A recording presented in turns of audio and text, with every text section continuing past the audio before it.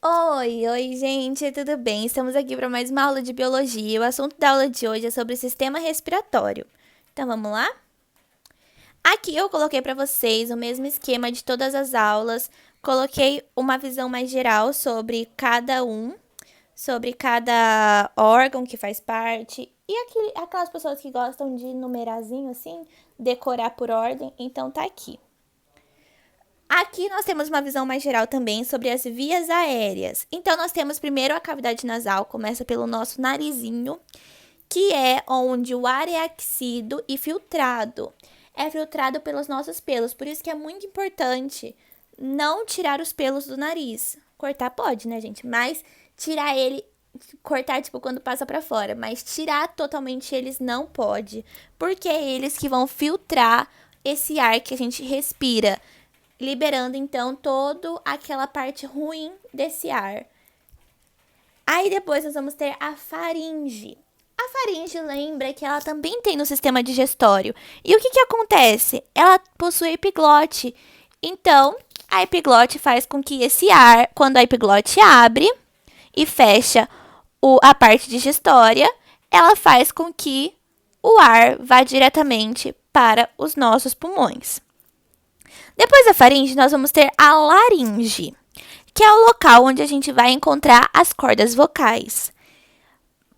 Após ela, a gente tem a traqueia, que impede que a comida chegue aos pulmões. Então, esse é um caminho bem longo, é um tubo bem grande, que tem vários anéis, com que faz que, tipo, vamos supor, aquele grão de arroz que você ingeriu assim, e a epiglote estava aberta. O que acontece? Entrou lá entrou pelo famoso que a gente fala buraco errado. O que acontece? Ela não vai conseguir chegar no pulmão porque é um caminho muito longo. E aí a traqueia faz com que ela volte. Esse alimento que a gente consumiu errado volte. E aí a gente começa a passar mal, a gente afoga, mas volta. Nós temos então ramificações da traqueia, que vão ser os brônquios. E aí, os brônquios se ramificam novamente e se transformam em bronquíolos. E aí, nesses bronquíolos, dentro deles, eles são tipo uma bolinha. Ó, aqui, ó, os brônquios. Estão vendo? Ó, bronquíolos. É isso daqui. E aí, peraí, gente, Esse daqui são os bronquíolos. Esse tipo um caulezinho. E essas bolinhas aqui são os alvéolos. O que acontece nos alvéolos? Vai acontecer a hematose, que é, enfim, a nossa respiração. É o processo de trocas gasosas por meio de difusão. O que é difusão? Ele sai da onde que ele está em maior concentração e vai para onde ele está em menor concentração. Então, aqui nesse sangue, aqui nesse vaso sanguíneo, que está aparecendo aqui, o CO2 está em grande quantidade. O que ele faz? Ele sai desse vaso sanguíneo e vai em direção ao alvéolo pulmonar, onde está em grande quantidade o gás oxigênio. Então, o CO2 sai desse vaso sanguíneo em direção ao alvéolo e o oxigênio que estava no alvéolo entra no nosso vaso sanguíneo. Aí, esse vaso sanguíneo pode continuar sua missão indo para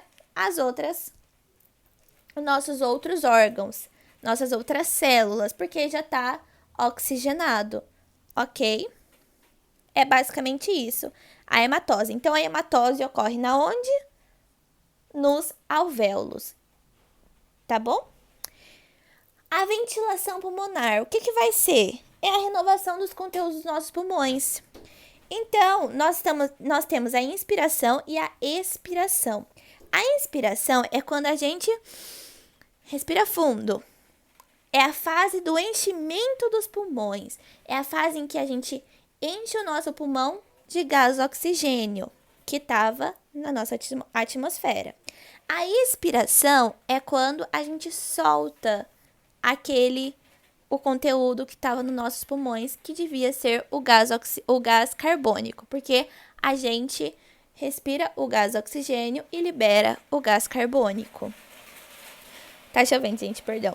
Possui o movimento de contração e relaxamento do músculo do diafragma. O que é o diafragma? Ó, ele fica bem aqui, ó, embaixo do nosso pulmão. Bem aqui. No momento da inspiração, ele sobe. Há uma contração. E na expiração, ele relaxa. Ok? Aqui, então, nós temos também o controle da respiração. O que vai fazer a gente respirar mais vezes, ampliar a nossa respiração e a nossa frequência?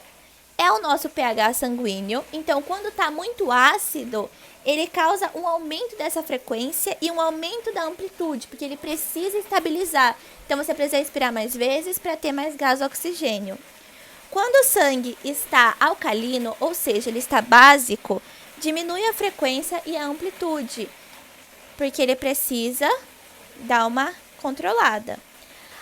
O que também vai fazer com que mude é a concentração de gás carbônico. Por quê? Muita concentração de gás carbônico e pouquinha de oxigênio vai fazer com que a gente respire mais vezes para a gente pegar mais oxigênio do meio externo para dar uma equilibrada.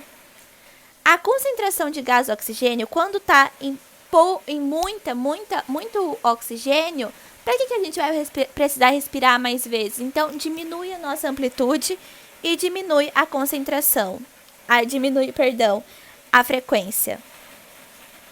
Agora, a gente vai dar uma relembrada no que a gente já viu. Então, se você não lembra desse conteúdo, dá uma voltadinha lá no sistema circulatório.